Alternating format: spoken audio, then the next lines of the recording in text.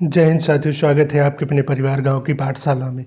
आज के इस वीडियो के माध्यम से हम लोग डिस्कशन करने वाले हैं ज्योग्राफी के सेट नंबर 1 के बारे में।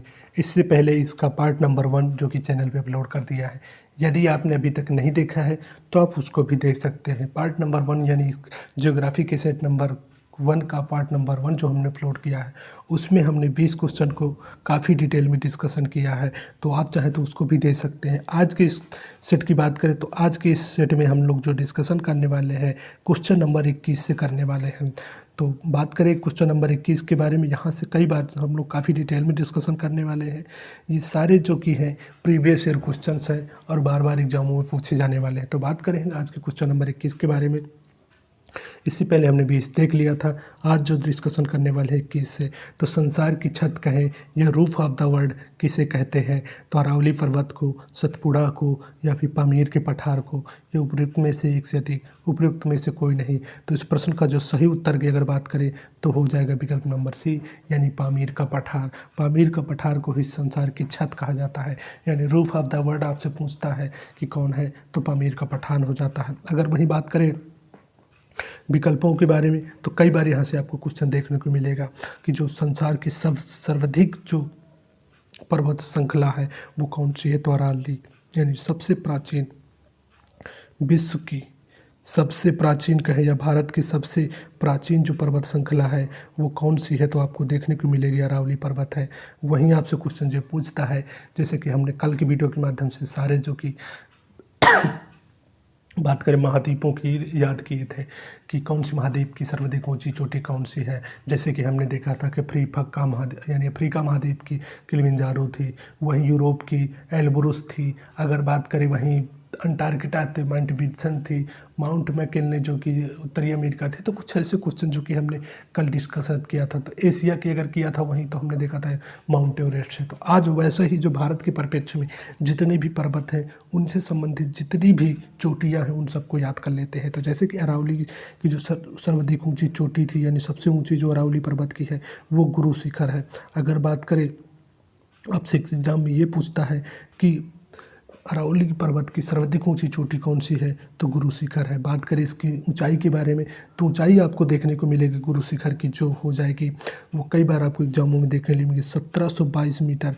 यानी आपको जो देखने की मिलेगी गुरु शिखर की ऊंचाई जो देखने को मिलेगी वो कितनी मिलेगी? तो आपको 1722 मीटर देखने को मिलेगी। तो आप इस चीज़ को एक जगह नोट कर लीजिए। अब हम 1 बाय 1 करके सभी का डिस्कशन करने वाले हैं। वही बात करें सतपुड़ा, तो सतपुड़ा की जो ऊंची चोटी है, सर्वाधिक ऊंची चोटी, वो क्या हो जाती है? तो धूपगढ़ी हो जाती है। क्या हो जाती है? धूपगढ़ी। बात करें इसकी ऊंचाई के बारे में, तो यहाँ से भी क्वेश्चन आपको देखने को मिलेगा 1350 मीटर, जो कि सतपुड़ा की सर्वाधिक ऊंची चोटी है। वहीं पहला क्वेश्चन तो यही पूछता है किस राज्य में है, तो महाराष्ट्र में आपको देखने को मिलेगा सर्वाधिक ऊंची चोटी। तो धूपगढ़ी कितनी है? 1350 मीटर। तो कुछ ऐसे क्वेश्चन जो कि आपको एग्जामों में देखने को मिलेंगे। अगर बात करें वहीं की, आपने देखा हो कि दक्षिण भारत यानी नीलगिरी पर्वत की सर्वाधिक ऊंची चोटी कौन है? तो नीलगिरी पर्वत की सर्वाधिक ऊंची चोटी जो कि है डोडा बेटर है। बात करें कौन है, तो डोडा बेटर जो कि बात करें ऊंचाई के बारे में, डोडा बेटर कहें या डोडा बेटा कहें, तो इसकी जो ऊंचाई हो वो 2636 मीटर है।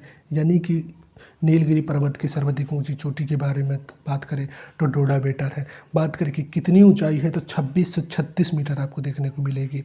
वहीं आपसे पूछता है कि दक्षिणी भारत की सर्वाधिक ऊंची चोटी कौन है। तो जब आप ऐसा क्वेश्चन आपको देखने को मिल जाता है, तो दक्षिणी भारत को जो पर्वत अन्नामलाई जो कि पर्वत आपको देखने को मिला है, अन्नामलाई की जो सर्वाधिक ऊंची चोटी है वो कौन सी हो जाती है? तो अनाईमुडी जो कि दक्षिणी भारत का है, अनाईमुडी जो कि दक्षिणी भारत की सर्वाधिक ऊंची चोटी है। बात करें कितनी है, तो 2695 मीटर। आपको यहाँ से जो क्वेश्चन देखने को मिलते होंगे, तो आपसे पूछता है कि दक्षिण भारत की सर्वाधिक ऊंची चोटी कौन सी है, तो अन्नामलाई पर्वत है। अन्नामलाई पर्वत की जो सर्वाधिक ऊंची है अनामुडी है, तो इसकी ऊंचाई पूछता है तो 2695 मीटर। वहीं बात करें भारत के परिप्रेक्ष्य में, जैसे कि भारत के पश्चिमी भाग, यानी पश्चिमी भाग को दो भागों में बांट, यानी लगभग 32 डिग्री जो कि अक्षांश रेखा है, जो कि भारत यानी पूर्वी या बात करें कि पश्चिमी घाट को दो भागों में बांटती है, जिसको सह्याद्री कहते हैं। तो सह्याद्री का जो ऊपरी भाग है यानी उत्तरी भाग को जो कहते हैं, उसकी सर्वाधिक ऊंची चोटी कौन सी है। यहाँ से भी आपको क्वेश्चन देखने को एग्जाम में मिल जाएगी। तो उत्तरी भाग की जो सर्वाधिक ऊंची चोटी है वो कौन सी है, कलसुबाई है। कलसुबाई आपको देखने को मिलेगी। बात करें कितनी ऊंची थी, तो 1646 मीटर आपको देखने को मिलेगी। वहीं जो दक्षिणी यानी सह्याद्री की जो दक्षिणी चोटी की ऊंचाई है तो वो कौन हो जाती है, तो महाबलेश्वर हो जाती है। महाबलेश्वर आपको देखने को मिलेगी। तो बात करें कितनी है, 1438 मीटर आपको देखने को मिलेगी। तो इस चीज़ को यानी सह्याद्री को लगभग 32 डिग्री अक्षांश रेखा जो कि दो भागों में बांटती है। ऊपरी भाग की जो सर्वाधिक ऊंची चोटी है वो कलसुबाई हो जाती है। वहीं दक्षिणी भाग की जो सर्वाधिक ऊंची चोटी है महाबलेश्वर हो जाती है। तो बात करें महाबलेश्वर की ऊंचाई कितनी है, 1438 मीटर है। कलसुबाई की ऊंचाई कितनी है, तो 1646 मीटर है, जो कि आपको जनरली एग्जामों में कई बार यहाँ से क्वेश्चन देखने को मिलता है। वहीं बात करें भारत के नक्शे में अगर देखें तो जो कि आपको पूर्वी भारत यानी पूर्वी में जो आपकी पूर्वी भारत का है, तो पूर्वी भारत में कई भी आपको पर्वत देखने को मिलेंगे, जैसे कि आपको मिलेगा यानी कि आपको पटकाई भूम, नागा, मिजो, मुसाई यानी लुसाई, कुछ ऐसे तो आपसे पूछता है कि पूर्वी भारत के सर्वाधिक ऊंची चोटी कौन सी है, तो आपको बताएंगे सारामती। सारामती पर्वत की जो यानी सारामती का है, यानी सर्वाधिक ऊंची जो पूर्वी भारत के सारामती है, इसी को हम नीला पर्वत के भी नाम से जानते हैं। तो यहाँ से आपको क्वेश्चन देखने को मिलेगा। अब बात कर लेते हैं कुछ, जैसे कि पर्वत है तो काराकोरम हो गया, लद्दाख, जास्कर, पीर पंजाल, धौलाधार, शिवालिक, डाफला, मिसबी, पटकाई बूम, ये कुछ पर्वत हैं जो कि आपको भारत में देखने मिलेंगे। हालांकि इसका हमने सेपरेट वीडियो बना करके चैनल पे अपलोड कर दिया है, यदि आप देखना चाहें तो उसे भी देख लीजिए। तो उसमें के माध्यम से हम लोग मैप के माध्यम से उसको डिटेल में डिस्कशन किए हैं। अब बात करते हैं हम लोग क्वेश्चन नंबर नेक्स्ट के बारे में। तो पूर्वी समुद्र की स्वामिनी का नाम यानी पूर्वी समुद्री का स्वामिनी किस देश को कहा जाता है, तो श्रीलंका को कहा जाता है। यहाँ से आपको क्वेश्चन वन लाइनर फॉर्म में देखने को मिलेगा। तो इस चीज़ को आप याद कर लीजिएगा कि पूर्वी भारत या पूर्वी समुद्र की स्वामिनी किसे कहा जाता था, तो श्रीलंका को कहा जाता है। वहीं बात करें क्वेश्चन नंबर नेक्स्ट के बारे में, जहाँ फैक्ट्स देने की ज़रूरत होगी या जहाँ लगता है कि यहाँ फैक्ट डिस्कशन किया जाता तो हमने डिटेल में डिस्कशन करेंगे। कुछ ऐसे क्वेश्चन देखने को मिलेंगे जो वन लाइनर फॉर्म में है, तो उनको वन लाइनर फॉर्म में ही डिस्कशन करेंगे। अब बात करें जैसे कि क्वेश्चन नंबर नेक्स्ट की मारे, पृथ्वी की सतह का वह भाग जो पानी से ढका है, तो कितना भाग ढका है, तो आपको देखने को मिलेगा तो पृथ्वी के लगभग 2/3 भाग जो कि पानी से ढका है। वहीं परसेंटेज की बात करें तो 71% में लगभग जो कि अगर बात करें तो पानी पाया जाता है। वहीं बात करें क्वेश्चन नंबर नेक्स्ट के बारे में, यहाँ से भी आपको कई बार क्वेश्चन देखने को मिलेगा। तो क्वेश्चन नंबर जो कि नेक्स्ट है वो कई बार आपको एग्जामों में यहाँ से काफ़ी लंबा डिस्कशन इस क्वेश्चन में होने वाला है। साथ ही यहाँ से संबंधित बहुत सारे क्वेश्चन जो कि आपको एग्जामों में डायरेक्ट देखने को मिलेंगे। बात करें नेक्स्ट के बारे में, समुद्र तल पर पृथ्वी के केंद्र के सबसे निकट स्थान कौन सा है, तो पृथ्वी के निकट अगर बात करें तो उत्तरी ध्रुव हो जाता है। जैसे कि हम लोग ग्लोब में देखते हैं तो नॉर्थ ध्रुव यानी कि उत्तरी ध्रुव, साथ ही साथ साउथ ध्रुव, तो साउथ पोल या फिर नॉर्थ पोल। तो नॉर्थ पोल जो कि आपको समुद्र के सबसे यानी पृथ्वी के केंद्र पर सबसे निकट स्थान है। तो इस प्रश्न का जो सही उत्तर हो जाएगा वो विकल्प नंबर 1 यानी उत्तरी ध्रुव। अब आपको क्वेश्चन विकल्प देखने को मिल रहा है कि कर्क रेखा, मकर रेखा तो आपको कर्क रेखा आपसे ये क्वेश्चन पूछता है कि भारत के कितने राज्यों से कर्क रेखा होकर गुजरती है। वही क्वेश्चन आपसे यहाँ से ये भी देखने को मिलते हैं कि आपसे पूछ लेगा कि मकर रेखा में विश्व के कितने देश स्थित हैं, कर्क रेखा में विश्व के कितने देश स्थित हैं, वहीं विषुवत रेखा में विश्व के कितने देश स्थित हैं। यहाँ से भी आप बिहार एसआई का एग्ज़ाम देख लीजिए, यूपी पीसीएस देख लीजिए, या फिर स्टेट पीसीएस किसी भी राज्य का, एमपी पीसीएस हो, बीपीएससी हो, या फिर राजस्थान आरएएस हो, वहाँ इससे संबंधित या इस टॉपिक से संबंधित बहुत सारे आपको क्वेश्चन देखने को मिलेंगे।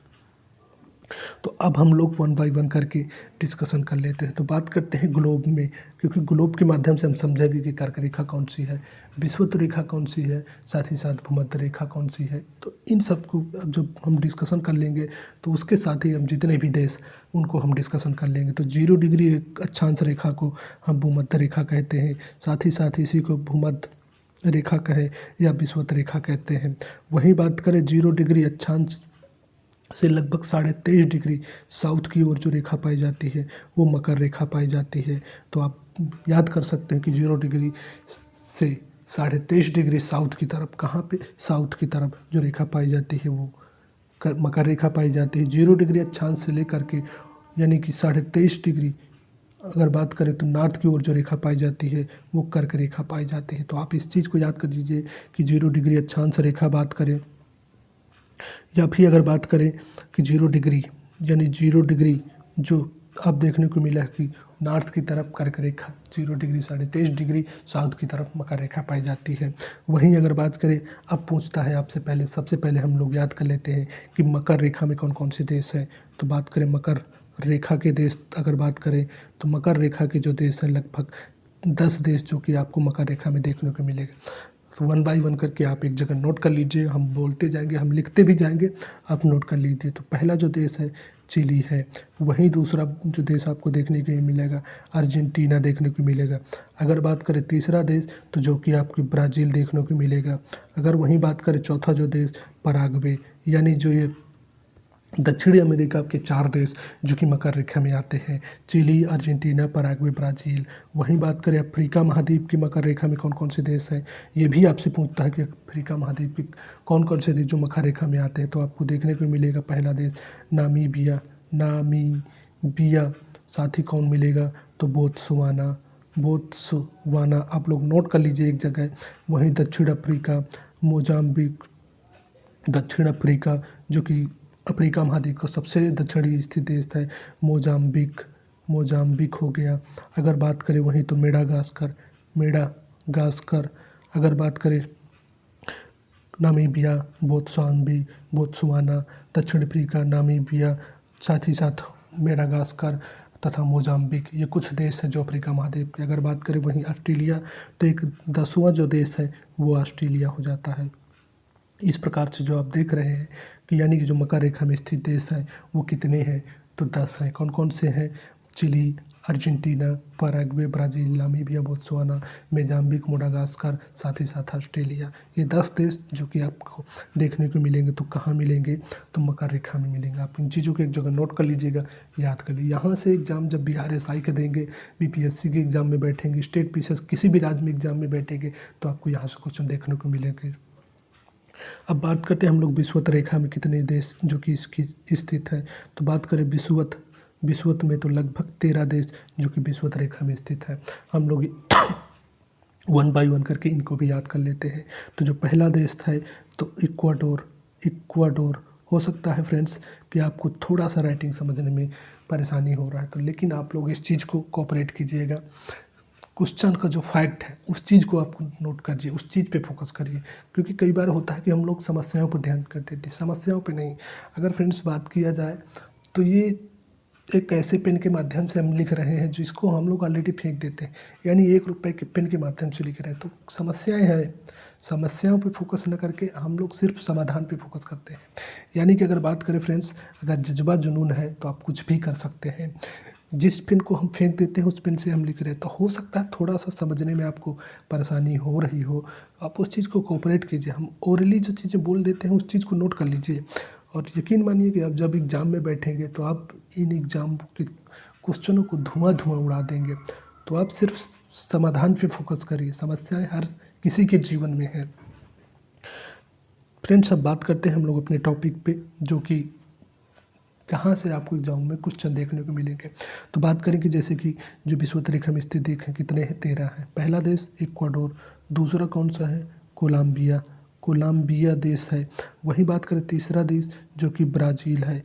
यानी 3 देश जो कि बात करें तो दक्षिणी अमेरिका महाद्वीप के जो 3 देश हैं वो कौन कौन से हैं, Ecuador, Colombia, Brazil.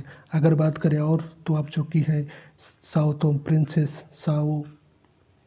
Sao Tome princess, साथ ही साथ गिबोन, कांगो, आप नोट करते चलिए, कांगो गणराज्य यानी कांगो गणराज्य जो दूसरा नेक्स्ट जो देश है तो कांगो गणराज्य है। वहीं बात करें जो आपको देखने को मिलेगा केन्या देखने को मिलेगा। वहीं अगर बात करें तो सोमालिया जो कि विषुवत रेखा में स्थित है, केन्या सोमालिया। अगर बात करें तो वहीं आपको देखने को मिलेगा जो नेक्स्ट देश देखने को मिलेगा वो आपको देखने को मिलेगा केन्या सोमालिया मालदीव, साथ ही साथ आपको देखने को मिलेगा इंडोनेशिया, साथ ही साथ किरिबाती। ये कुछ प्रमुख देश हैं जो कि आपको विषुवत रेखा में देखने को मिलेंगे। तो आप नोट कर लीजिएगा आपको कौन कौन से देश जो देखने को मिलेंगे। तो वो मिलेगा Ecuador, Colombia, Brazil, Sao Tome Principe, Gabon, Congo गणराज्य, Uganda, Kenya, Somalia, Maldives, Indonesia और किरिबाती, जो कि आपको देखने को मिलेगा। कौन कौन से, तो आपको देखने को मिलेगा ये 13 देश जो कि मकर यानी विषुवत रेखा में स्थित है। अगर बात करें कर्क रेखा में तो कर्क रेखा में 17 देश हैं। अगर वहीं बात करें भारत के परिप्रेक्ष्य में तो कितने राज्यों से होकर के कर्क रेखा गुजरती है, तो भारत के 8 राज्यों से होकर गुजरती है। यानी भारत के परिप्रेक्ष्य में बात करें तो भारत के 8 राज्यों से गुजर के होकर निकलती है। कौन कौन से, तो गुजरात, राजस्थान। वहीं बात करें दूसरा महाराष्ट्र, मध्य प्रदेश। वन बाई अगर आप एक ही बार में सब याद करेंगे तो हो सकता है आपको परेशानी हो। दो दो राज्य का एक जोड़ा बना लीजिए कि जैसे गुजरात, राजस्थान, मध्य प्रदेश, महाराष्ट्र, साथ ही छत्तीसगढ़, झारखंड, पश्चिम बंगाल, त्रिपुरा, मिजोरम। अगर बात करें तो वहीं ये कुछ प्रमुख राज्य हैं जहाँ से कर्क रेखा होकर गुजरती है। तो इस चीज़ को आप लोग नोट कर लीजिएगा। तो आई होप कि यहाँ से संबंधित जो भी क्वेश्चन अगर आपके आएंगे तो आप इसको पकड़ पाइएगा। अब बात करते हैं क्वेश्चन नंबर नेक्स्ट के बारे में।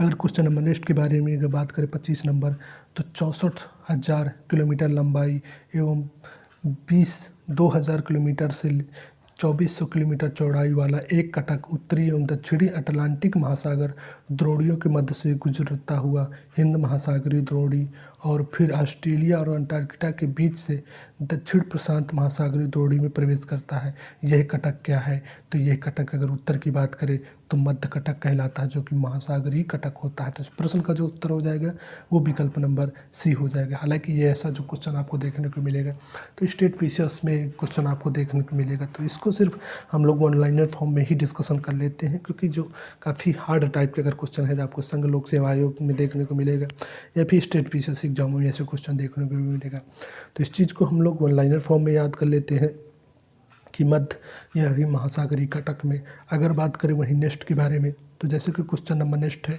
गल्फ स्ट्रीम है, तो क्या है, एक खाड़ी में एक नदी है, एक महासागरीय जलधारा है या फिर एक स्ट्रीम है, यानी स्ट्रीम का दूसरा, जेट स्ट्रीम का दूसरा नाम है। तो इस प्रश्न का जो सही उत्तर हो जाएगा यह एक महासागरीय जलधारा है। अगर बात करें तो किस महासागर में, तो क्योंकि जलधाराओं से जो संबंधित क्वेश्चन पूछता है वो 2 टाइप का पूछता है, किस प्रकार की जलधारा है, ठंडी जलधारा है या गर्म जलधारा है। वहीं जो दूसरा क्वेश्चन पूछेगा किस महाद्वीप में स्थित है या फिर किस महाद्वीप किस तट में स्थित है, पश्चिमी तट, पूर्वी तट। ये 3 टाइप के क्वेश्चन जो कि आपको गल्फ स्ट्रीम यानी कि जलधाराओं से संबंधित देखने को मिलता है। तो बात करें गल्फ स्ट्रीम के बारे में तो एक गर्म जलधारा, आप इस चीज़ को नोट कर लीजिए किस प्रकार की जलधारा है, तो गर्म जलधारा है, यानी गल्फ स्ट्रीम में एक गर्म जलधारा है। बात करें किस महासागर की है, तो अटलांटिक महासागर की एक गर्म जलधारा है। तो आप इस चीज़ को नोट कर लीजिएगा कहीं कि अटलांटिक महासागर की जो गर्म जलधारा है वो कौन सी है, तो गल्फ स्ट्रीम है। साथ ही साथ अगर बात करें फ्रेंड्स, जलधाराओं का एक टॉपिक एक काफ़ी लंबा टॉपिक हो जाता है। अगर इसको डिस्कशन किया जाएगा जलधाराओं को तो आप देखेंगे कि कम से कम 3 से 4 घंटे में भी डिस्कशन कम हो जाएगा। तो इसको हम एक सेपरेटेड वीडियो के माध्यम से आपको चैनल पे अपलोड कर देंगे, आप वहाँ से देख लीजिएगा। यहाँ पर हम सिर्फ इसी को ही डिस्कशन करते हैं कि गल्फ स्ट्रीम में गर्म जलधारा है, किस महासागर की है, तो अटलांटिक महासागर की है। अब बात करते हैं फ्रेंड क्वेश्चन नंबर नेक्स्ट के बारे में। जैसे क्वेश्चन नंबर नेक्स्ट है ग्रैंड कैनियन है, तो ये क्या है, ग्रैंड कैनियन जो कि एक आपका खड्ड है। अगर बात करें तो ग्रैंड कैनियन क्या है, तो एक प्रकार का खड्ड है। वहीं बात करें क्वेश्चन नंबर नेक्स्ट के बारे में, यानी निम्नलिखित में से किसकी खेती जायद मौसम में की जाती है। तो आप देखते हैं कि भारत में 3 प्रकार की ऋतुएं होती हैं, उन ऋतुओं के हिसाब से जो फसलें की जाती हैं। तो पहला जो की जाती है वो रबी की फसल कहें। साथ ही साथ जो दूसरी की जाती है आपको देखने को मिलेगा खरीफ की फसल। कौन सी? तो खरीफ की फसल। तीसरी आपको देखने को मिलेगी जायद की फसल। अब बात करते हैं कि कौन सी फसल रबी में आती है, कौन सी फसल खरीफ में आती है। साथ ही साथ अगर बात करें कि कौन सी फसल जायद में आती है, तो जायद में जो फसल आती है, जो जितनी कुकुरबिट्स फैमिली की फसलें जैसे खीरा हो गई, तरबूज हो गई, साथ ही खरबूजा हो गई, ये सब कौन कौन सी हैं तो जायद में आती है। वहीं से क्वेश्चन जो यहाँ से ये पूछता है कि इनकी बुआई का समय कौन सा है। तो जायद की फसल की बुआई की बात करें तो मार्च अप्रैल में बुआई की जाती है। बात करें कब बुआई की जाती है, तो मार्च अप्रैल में बुआई की जाती है। कटाई कब होती है, तो जून जुलाई में, यानी जून जुलाई में इनकी कटाई हो जाती है। तो फसलें कौन कौन सी है, जितनी कुकुरबिट्स फैमिली की हैं, खीरा, तरबूज, ककड़ी हो गई, लौकी हो गई, ये कुछ फैमिली यानी कुछ फसलें हैं जो कि जायद में बोई जाती हैं। रबी की बात करें तो रबी की अगर बात करें तो आपको अक्टूबर से लेकर नवंबर के बीच में इनकी बुआई होती है। कटाई की बात करें तो फरवरी से लेकर मार्च या फिर कहें अप्रैल के बीच में इनकी कटाई हो जाती। फसलें आपको देखने को मिलेगी, गेहूँ में देखने को मिल जाएगी, वहीं सरसों, मटर, ये कुछ प्रमुख फसलें हैं जो कि रबी में बोई जाती हैं। खरीफ की बात करें तो खरीफ की जो जून जुलाई में बुआई की जाती है। कटाई की बात करें तो आपको सितंबर से लेकर के अक्टूबर कहें या नवंबर तक के बीच में देखने को मिल जाएगी।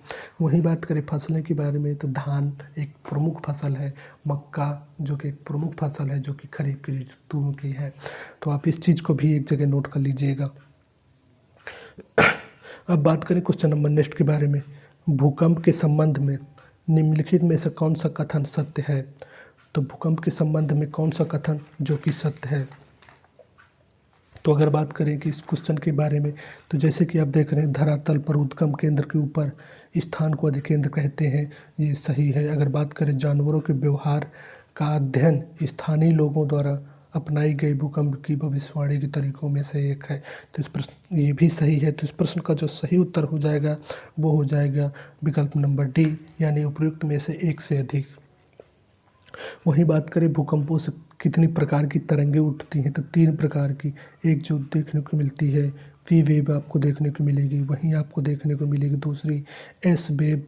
ये 3 कुछ प्रमुख जो कि है।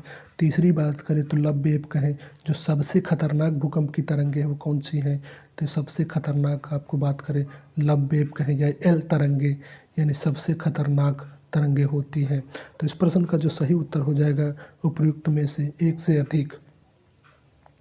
अगर बात करें क्वेश्चन नंबर नेक्स्ट के बारे में, निम्नलिखित में से कौन सा कथन उत्तरी अमेरिका महाद्वीप की लेक सुपीरियर के संबंध में सत्य है। तो इस प्रश्न का अगर सही उत्तर की बात करें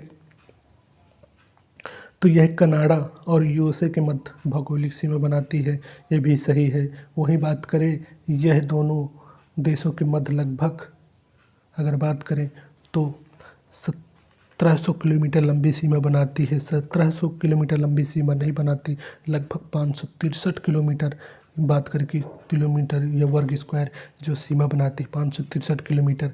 तो यानी कि विकल्प नंबर बी गलत है।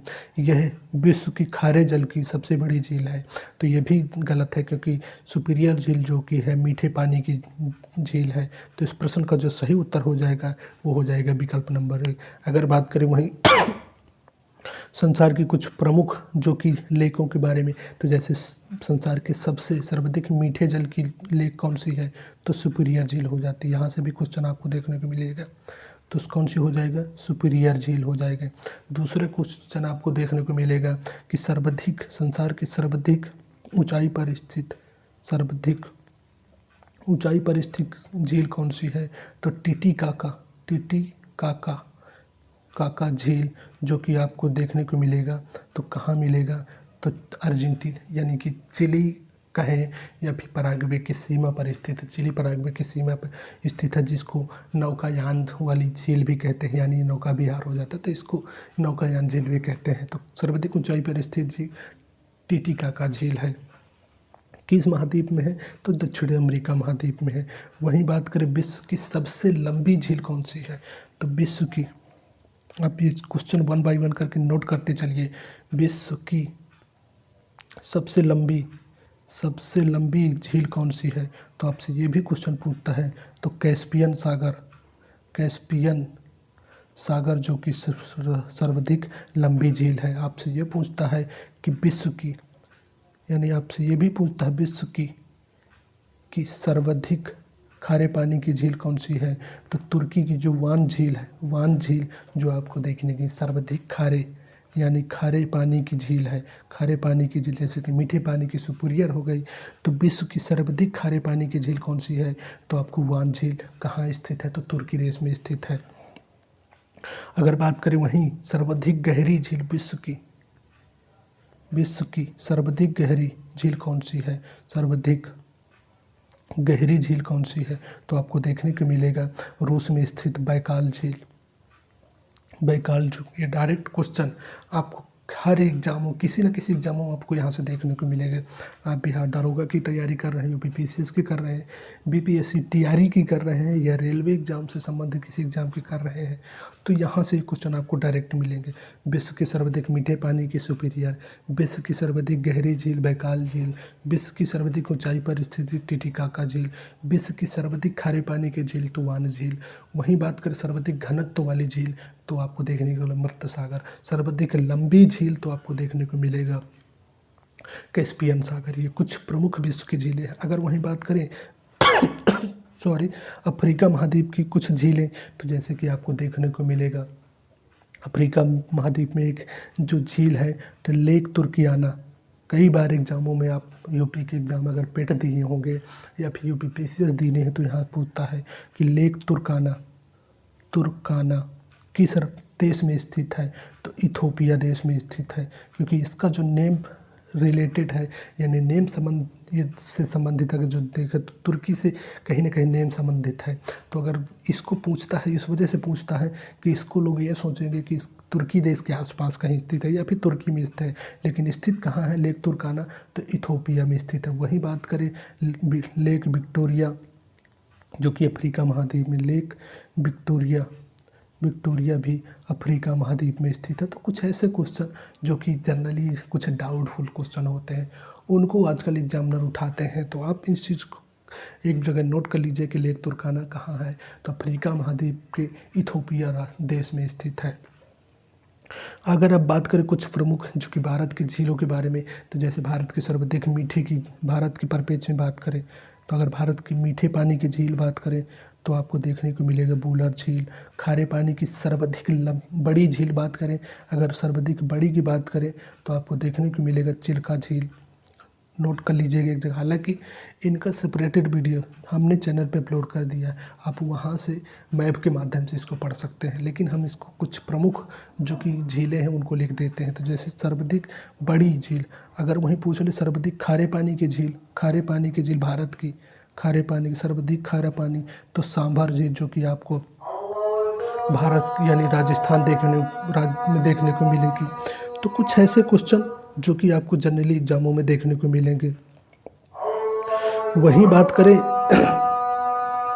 तो आज के जो लगभग क्वेश्चन है हम यहीं तक डिस्कशन रखते हैं।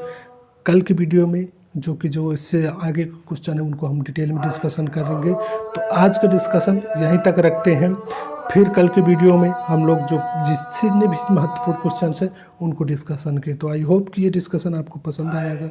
यदि डिस्कशन पसंद आया तो आप लोग एक प्यारा सा कमेंट कीजिएगा, साथ ही साथ लाइक कीजिएगा। तो आज की वीडियो में फिलहाल इतना ही, मिलते हैं नेक्स्ट वीडियो में। तब तक के लिए जय हिंद, जय भारत।